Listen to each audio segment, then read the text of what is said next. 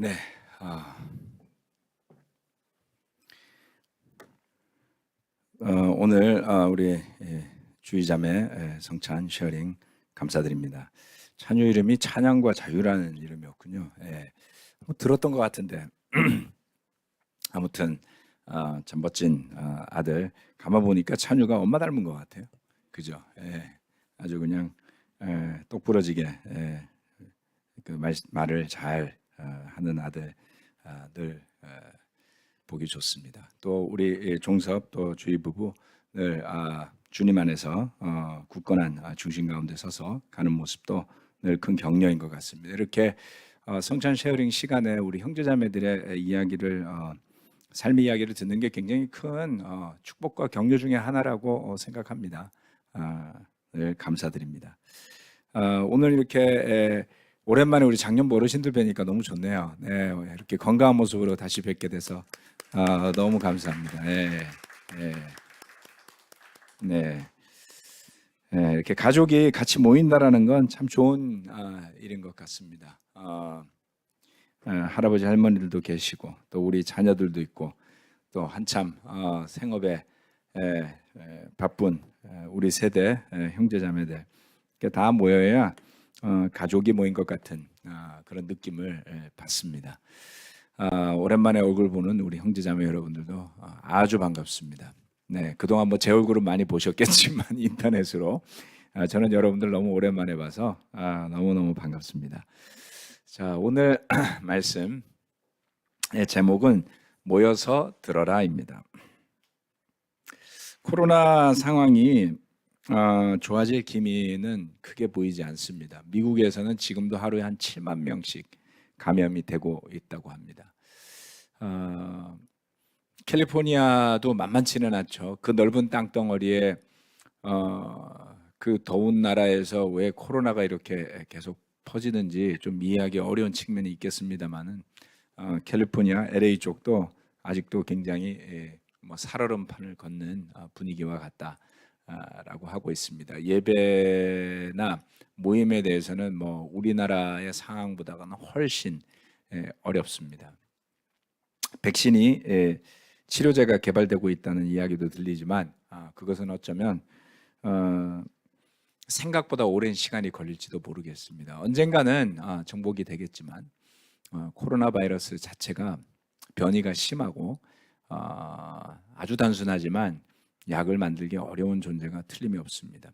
에이즈가 80년대에 등장했을 때 지금은 많이 좋아졌지만 약을 만들기가 아주 어려웠던 것과 유사하지 않을까라는 생각을 제 개인적으로는 해봅니다. 저도 옛날에 생화학을 공부했었기 때문에 그때 상식과 이런 것들로 판단해 봤을 때 우리가 바라는 것처럼 빨리 될 것 같지는 않습니다. 그래서 우리 형제자매 여러분들도 조급한 마음으로, 저는 많이 조급했거든요. 빨리 정상화되고 모든 게 돌아가기를 바라는 것보다는 흔히들 이야기하는 포스트 코로나 시대에 적응하면서 사는 것이 맞다. 정신적으로, 육체적으로, 생활의 패턴에서, 우리가 하는 일에서 앞으로 기후 변화와 더불어서 이런 질병, 감염병 등의 출현이 보다 더 빈번해질 가능성이 아주 높습니다. 지난 20년간의 레코드가 그걸 보여주고 있기 때문입니다. 그러면 우리는 그런 가운데서 어떻게 우리가 해왔던 신앙의 모습들, 또 전통적이고 일상이라 여겼던 제자된 삶을 이어가야 하겠습니까? 이러한 고민들은 저뿐만 아니라 지금 오늘 유튜브 방송으로 청취하고 있는 형제자매들, 또 이 자리에 예배당에 함께 모인 저와 여러분 모두의 공통된 고민일이라 생각합니다. 기독교 역사를 들여다보면 많은 역사의 굴곡이 있고 변화가 있고 때로는 핍박이, 때로는 융성한 시간도 있었지만 그 모든 시간을 잘 이겨내고 복음이 오늘날까지 우리에게 전파된 것을 본다면 분명 미래에도 그러한 길들이 있으리라고 저는 믿습니다. 함께 기도하면서 믿음으로 그 길을 찾아가게 되기를 바라겠습니다. 오늘 말씀은 그러한 맥락에서 신명기 말씀 가운데 중요한 한 부분을 여러분과 나누고자 합니다. 오늘 설교 말씀의 제목은 모여서 들어라입니다. 신명기 31장 9절로부터 13절 말씀입니다. 신명기 31장 9절로 13절. 앞에 스크린에 나와 있는 말씀을 다 같이 한번 읽어보도록 하겠습니다. 시작. 모세가 이 율법을 기록하여 주님의 언약궤를 매는 레위 자손 제사장들과 이스라엘의 모든 장로들에게 주었다. 모세가 그들에게 명령하였다. 7해가 끝날 때마다 곧 빚을 면제해 주는 해의 초막절에 온 이스라엘 주 당신들의 하나님을 뵈려고 그분이 택하신 곳으로 나오면 당신들은 이 율법을 온 이스라엘 백성 앞에서 읽어서 그들의 귀에 들려주십시오. 당신들은 이 백성의 남녀와 어린아이만이 아니라 성 안에서 당신들과 같이 사는 외국 사람도 불러 모아 그들이 율법을 듣고 배워서 주 당신들의 하나님을 경외하며 이 율법의 모든 말씀을 지키도록 하십시오. 당신들이 요단강을 건너가서 차지하는 땅에 살게 될 때에 이 율법을 알지 못하는 당신들의 자손도 듣고 배워서 주 당신들의 하나님을 경외하게 하십시오. 아멘. 모세는 약속의 땅에 들어가기 전 마지막 순간까지 백성과 또 그 지도자들에게 어떻게 믿음이 흔들리지 않을지를 가르쳐 주고 있습니다. 이 말씀, 즉 모세가 전한 이 율법의 말씀들을 기록하면서 언약궤를 매는 레위 자손 그리고 제사장들, 이스라엘의 장로들에게 줍니다. 7회가 끝날 때라고 하는 것은 매 7회마다 빚을 면제해 주는 해가 있었습니다. 그래서 종으로 고용된 사람들은 자유의 몸이 되고 그 다음에 빚을 다 갚지 못한 사람들은 빚이 면제가 되는 해죠. 정말 좋죠. 저와 여러분 대출을 갖고 계신 분들은 7년 안에 해소가 될 수 있습니다. 놀랍죠? 정부도 세금도 7년 안에 좀 면제해 주면 안 될까요? 네. 자, 이렇게 그 7년이라는 것은 이스라엘에게 있어서 굉장히 의미가 있는, 마치 창조 후 7일째 하나님이 안식하셨던 것처럼 안식은 회복의 의미가 있다, 이렇게 말씀드렸었죠. 샤바트라는 단어는 슈브라는 회복이라는 단어와 어원이 같습니다. 그래서 안식과 회복, 회개, 이 단어는 사실 일맥상통하는 단어들입니다. 그래서 회개라는 것이 반드시 나쁜 것이 아니라 우리가 진정으로 안식하고 회복할 수 있는 기회다, 이렇게 보시는 것이 맞습니다. 그래서 이 7년째가 되면 그 안식을 상징하듯이 땅도 쉬게 하고 사람들도 자유롭게 하고 빚도 면제해줘서 모든 것을 다시 리세팅해서 새 출발을 할 수 있게 해주는 것이죠. 그래서 그 초막절이 되면 백성들을 다 모아서 하나님이 지정한 장소로 나와서 이와 같은 말씀을 읽어주라고 했습니다. 첫 번째, 주님이 택하신 곳으로 모이라고 했습니다. 당시의 상황에 비추어 보건대 당시에는 책이 귀했던 시대였죠. 우리 조선시대만 하더라도 책이 귀했죠. 책은 고가였습니다. 그래서 공부를 한다라는 것은 정말 특별한 거였겠죠. 시골에서 농사 짓는 젊은이들의 로망이 아마 공부 한번 해보는 것이었던 시대가 조선시대 아니었을까요? 그런 의미에서 우리 학생들 여러분, 공부가 로망은 아니겠지만 네, 떼학볕에서 일하지 않고 이렇게 공부함으로써 여러분의 생을 만들어갈 수 있다, 이렇게 좀 즐겁게 생각해 보십시오. 책을 많이 만들 수는 없었어요.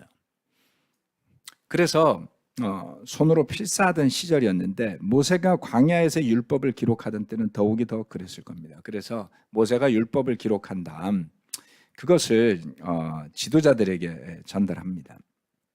배포할 수 없었겠죠. 귀했겠죠. 그것을 언약궤 옆에 두고 이렇게 관리를 하다가 7년째가 되면 이것을 한번 전체적으로 낭독을 하라고 디렉션을 주게 됩니다. 지금 스크린에 보이는 신명기 31장 24절로부터 26절 말씀은 율법책이 어디에 있어야 하는지를 기술하고 있습니다. 언약궤를 매는 레위 사람들이 있었죠. 제사장이 있고 언약궤를 매는 레위 족속이 있었습니다. 부족이. 그들에게 이렇게 지시를 했습니다. 율법책을 가져다가 주 당신들의 하나님의 언약궤 옆에 두어서, 즉 성전에 가면 성막이었죠. 성소가 있고 지성소가 있는데 그 지성소 안에는 언약궤가 위치해 있었습니다. 그 언약궤 옆에 이 율법책이 놓여 있었던 거죠. 이스라엘의 그 열왕기상 열왕기하 쭉 읽어가다 보면 이 율법책이 어디론가 사라졌었어요. 성전을 짓고 난 다음에 아마 성전 짓는 과정 속에서 어디다가 누가 놓고서 잊어버린 건지 나중에 소홀해서, 관리가 소홀해서 이 율법책이 잠시 사라진 때가 있었습니다. 그 전까지는 이스라엘 백성들이 이 모세가 전해준 말씀처럼 언약궤가 있는 곳 옆에 이 율법책을 두고 있었을 것이다 라고 볼 수가 있습니다.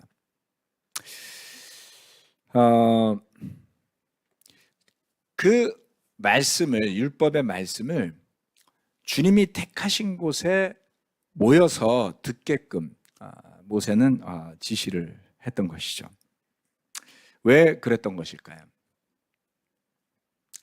지난주에 제가 같이 공부하는 그룹에서 미국에 있는 어떤 한 목사님이 이렇게 모이게 해서 제사장들을 통해서 집단으로 전달하게 한 그 어떤 집단의 그룹 다이내믹이 있지 않았겠느냐, 이런 의견을 말씀을 해 주셨었는데 저도 그 부분에 대해서 상당히 공감하게 되었습니다.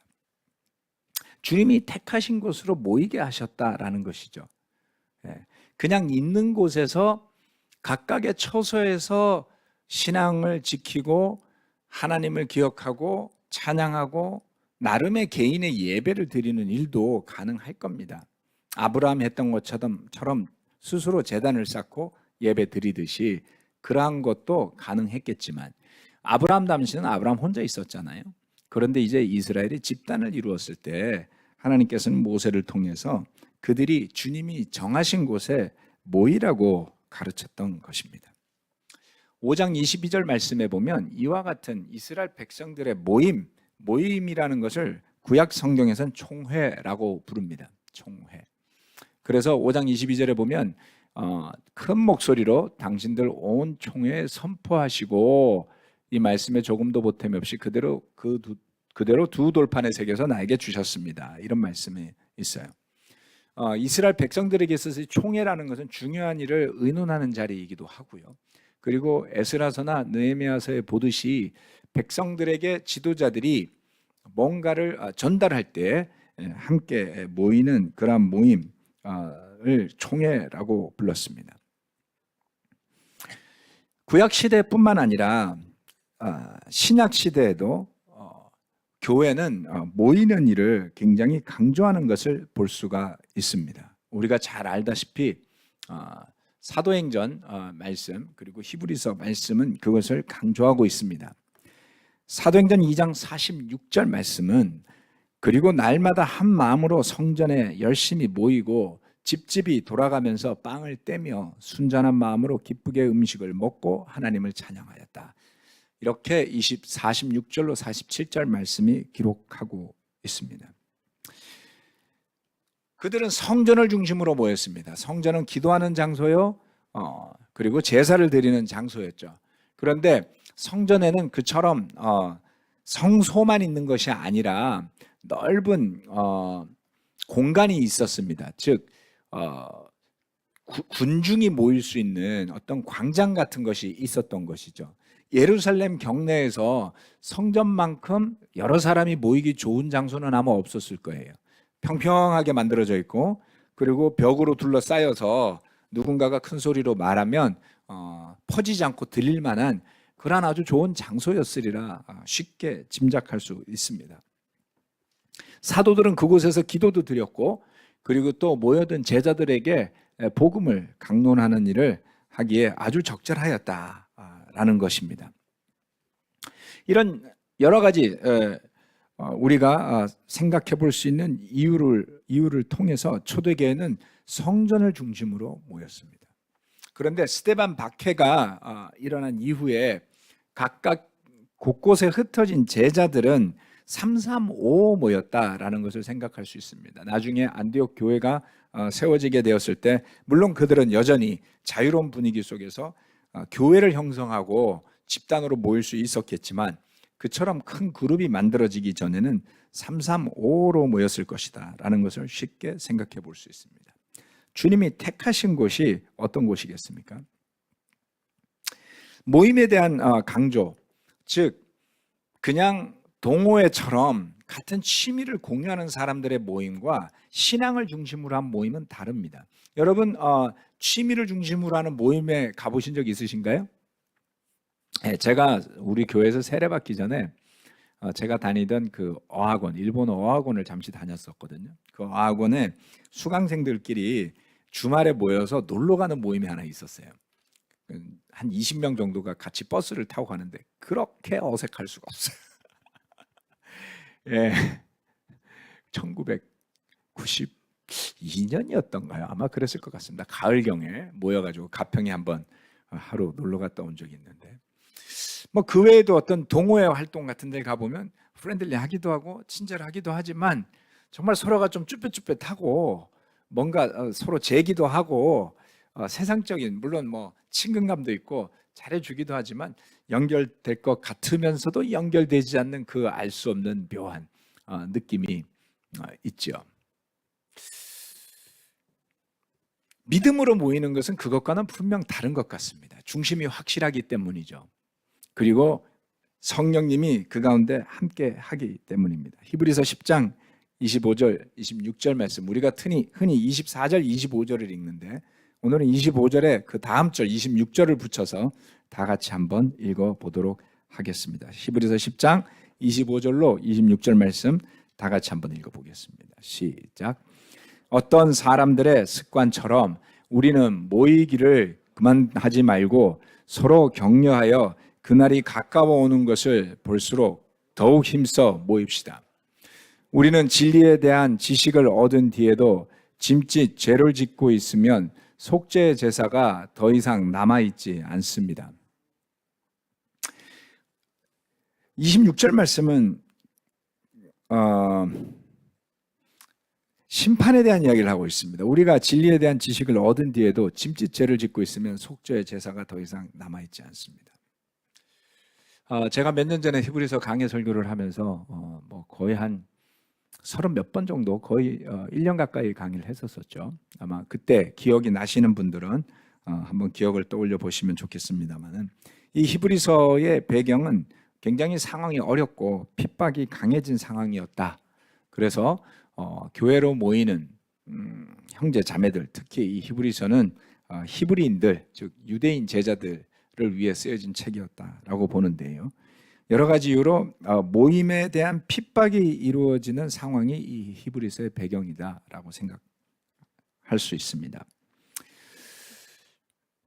그런 와중에도 모임의 중요성을 강조하는 히브리서 10장 25절 말씀은 짐짓 짓는 죄에 대한 언급과도 연결되어져 있습니다. 이 히브리서 10장 전체의 말씀을 앞뒤를 살펴서 잘 묵상해 보신다면 영적인 생명을 유지하는 데에 모임이 얼마나 중요했는지를 알 수가 있습니다. 심지어는 핍박 가운데 그들의 생명이 위협받는 상황이라 할지라도 모이기를 중단하지 않아야 한다라는 어떤 교회 유지 이런 개념이 아니죠. 그렇죠? 네, 교회 운영을 위해서 모여야 한다 이런 개념이 절대 아닙니다.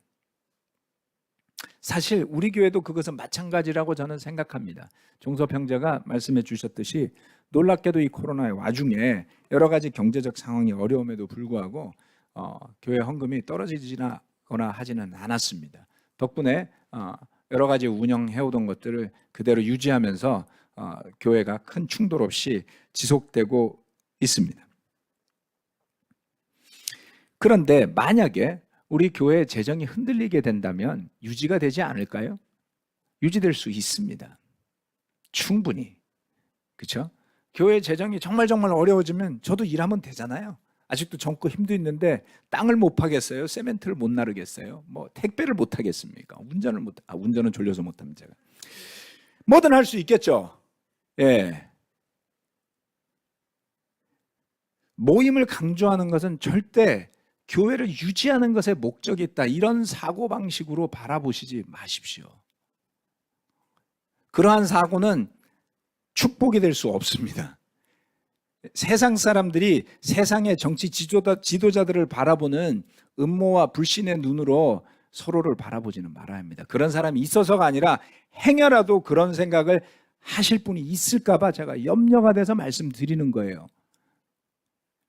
어차피 제자가 되기로 결정하셨고 제자로 헌신하기로 하신 분들의 머릿속에 그런 생각이 들어간다면 그건 정말 불행한 일입니다, 여러분. 그런 생각은 떨쳐버리십시오. 전혀 맞지 않고 그럴 일도 없는 생각이기 때문에 말씀드리는 겁니다. 모임의 중요성이라는 것은 교회 시스템의 유지가 아닙니다, 여러분. 오늘 오신 분들도 느끼셨겠지만 우리가 그동안 어쩔 수 없는 상황 속에서 인터넷으로나 떨어져서 예배드리다가 만나는 그 모습이 얼마나 감사한가요? 모두가 느끼지 않습니까? 우리가 일상으로 여겼던 그 예배가 얼마나 소중했는지를 느끼셔야 됩니다. 그것이 여러분 안에 성령님의 함께하고자 하는 성령님의 힘이 살아있는 증거이죠. 모이지 않는 것이 점점 편해지고 내가 있는 곳에서 나의 수고와 에너지를 들이지 않고 드리는 예배가 편해지면 거기에 무슨 의미가 있을까요? 예배가 지식의 습득의 장소입니까? 그렇지 않습니다, 여러분. 비록 제가 목회자로서 소임을 다하기 위해서 열심히 말씀을 공부하고 묵상하고 그 깊이를 다하기 위해서 애쓴다 할지라도 그 지식의 전달에 목적이 있지 않습니다. 그럴 것 같으면 구글로 검색해서 알아서도 공부하시라고 그러면 되잖아요. 그런 것이 아니죠. 우리가 함께 모일 때 거기에 성령의 역사가 있음을 믿어야 합니다. 정해진 장소라고 하는 것도 중요합니다. 아무 데서나가 아닙니다. 여러분 구약 성경 말씀을 잘 보면 정해진 장소가 아닌 곳에서 드리는 예배를 불법 제사라고 규정을 지어요. 그런데 산당에서 드리는 그 불법 제사라는 것도 가만 보면 우상 숭배가 아닌 경우도 있어요. 다 우상 숭배가 아닙니다. 하나님께 제사를 드리는데 내가 보기 좋은 산에서 아브라함이 했듯이 나도 내 제단을 쌓으면 어때서 이게 불법이 되는 겁니다. 네, 이해가 되세요? 왜? 율법이 주어졌기 때문이었죠. 하나님께서 모세를 통해서 지정하신 곳이 생겼기 때문입니다. 그게 중요한 겁니다. 하나님을 섬기는 건 내 멋대로 할 수 있는 일이 되어서는 안 돼요. 성경 말씀은 이야기합니다. 우리 인간의 마음은 만물보다 거짓되고 부패하다 그랬어요. 어느 정도로 부패하냐면 아무런 노력도 하지 않고 내 마음, 어떤 희생과 수고도 하지 않았는데 내 마음은 고결할 수 있다고 스스로 착각하는 게 인간이에요.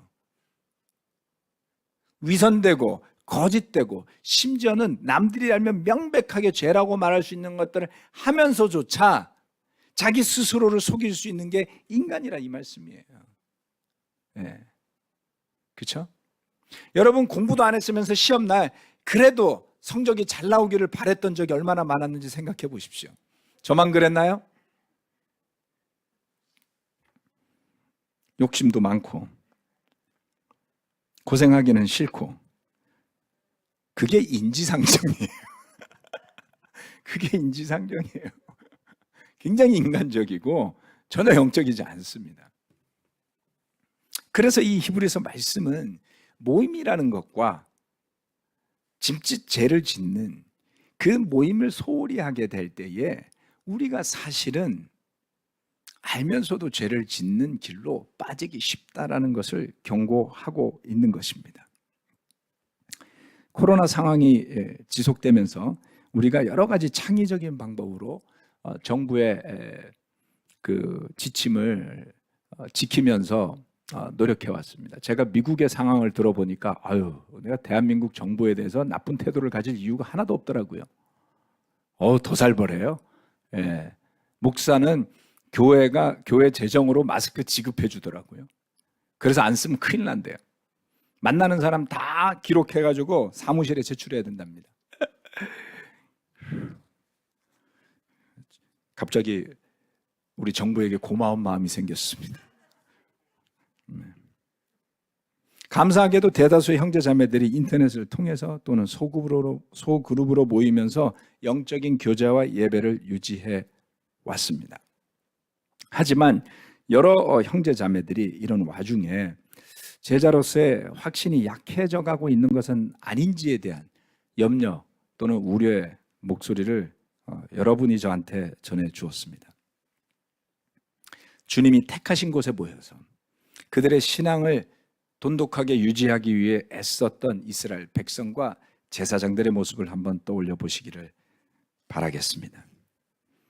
제가 설교하다 말고 포인트를 넣어서 자크를 잠궈 놓고 있었어요. 써야 되는데 아무 생각이 없습니다. 이렇게.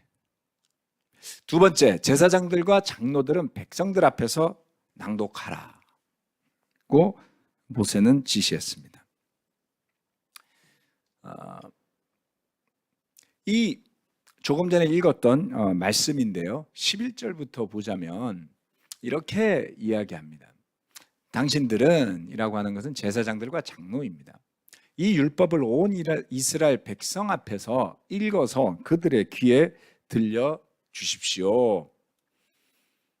백성의 남녀 어린아이만이 아니라 성 안에서 당신들과 같이 사는 외국 사람도 불러 모아. 그 안에 사는 모든 사람이죠. 소외되지 않습니다. 어린아이까지 포함하는 것을 보면 모든 가족 단위로 다 모이게 했던 것 같습니다. 그래서 이것을 선포하라고 했던 것이죠. 그렇게 될 때에 이 율법을 알지 못하는 자손들까지도 배워서 하나님을 경외하게 해라 이렇게 이야기했습니다. 제사장들과 장로들은 백성들 앞에서 그것을 낭독할 책임이 있었습니다. 첫 번째는 후손들에게도 율법을 알게 하라는 목적이 있었고요. 그리고 그들도 주 하나님, 우리의 하나님을 경외하게 해야 된다. 하나님 경외함을 가르치는 것이 얼마나 중요한 것인지를 생각해 볼 수 있습니다. 하나님을 생각하지 않는 마음, 내가 전부인, 물질이 전부인 사고를 가진 사람들도 이 세상에는 많습니다. 제가 여행해보고 다녀본 여러 나라들 중에 과거 공산주의 국가들도 여러 있었습니다. 약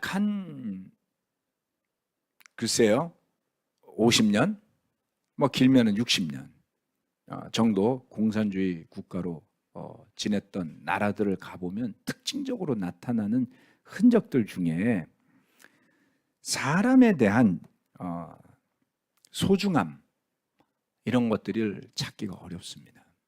물질 만능주의 같은 거죠.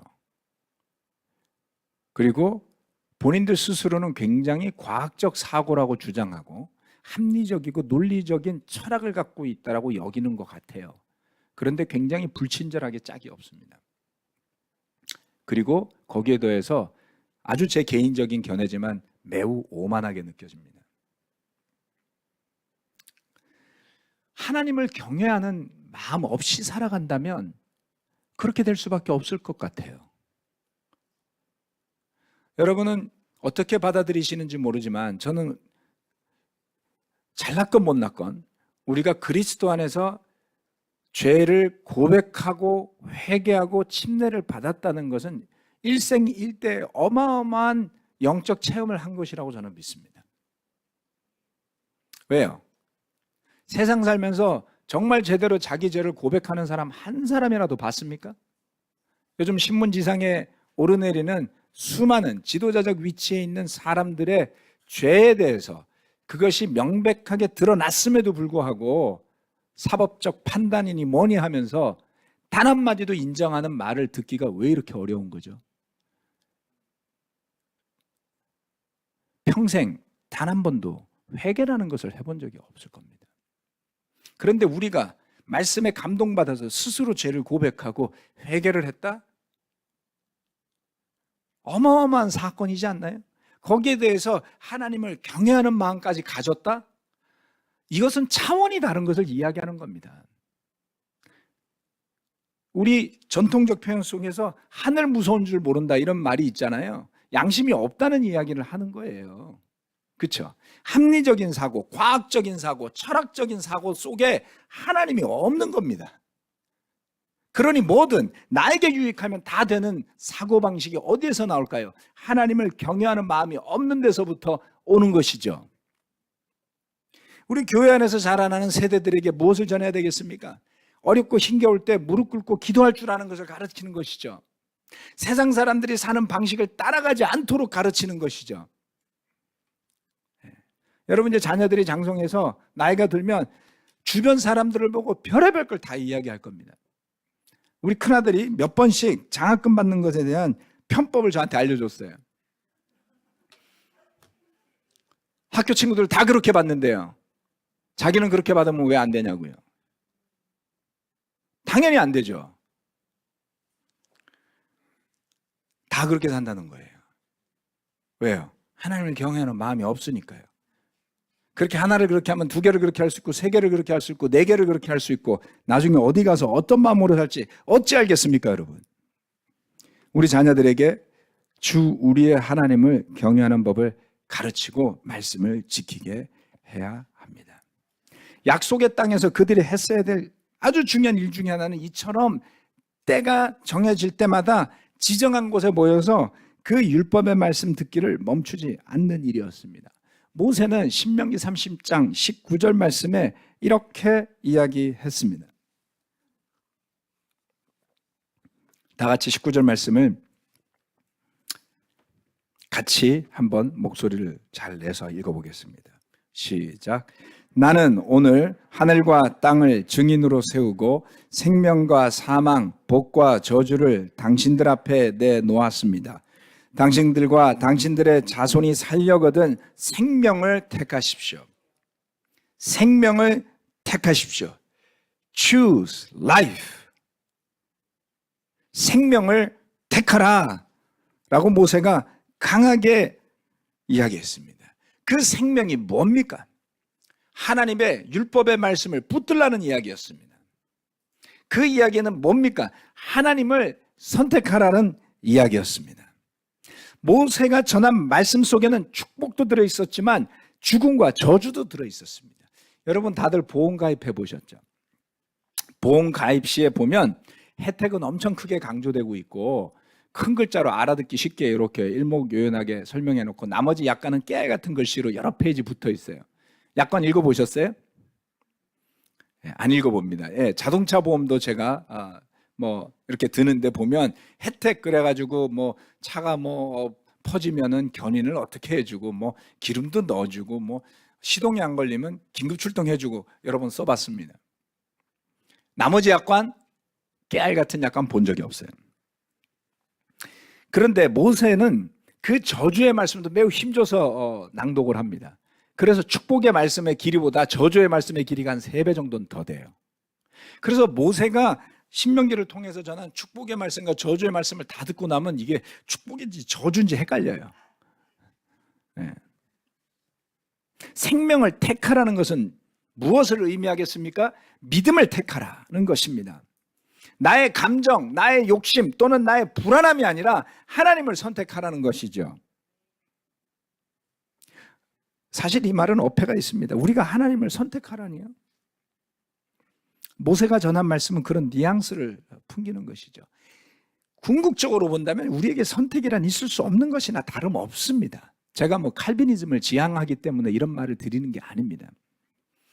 복음의 빛이 우리에게 비추일 때에 우리가 정말 해야 할 일은 그것을 받아들이고 감사해야 되는 것 아니겠습니까? 저와 여러분이 우리에게 전해진 복음을 들을 만한 상태에 있었다라는 것 자체가 기적이고요. 그게 감사한 일이 되어야만 합니다. 똑같은 말씀이 비추였다고 다 받아들이지 않거든요. 저와 여러분은 그 복음을 택한 사람들이 된 겁니다. 그것이 주님의 은혜입니다. 생명을 택하십시오. 조금 더 풀어서 설명드리자면 우리의 마음이 영적인 상태에 있을 수 있도록 날마다 할 바를 다 해서 정말 뭔가를 선택해야 될 때가 온다면 생명을 선택할 수 있는 사람이 되라는 겁니다. 그것을 위해서 제사장들과 장로들은 백성들 앞에서 그 율법을 낭독해야 했던 것입니다.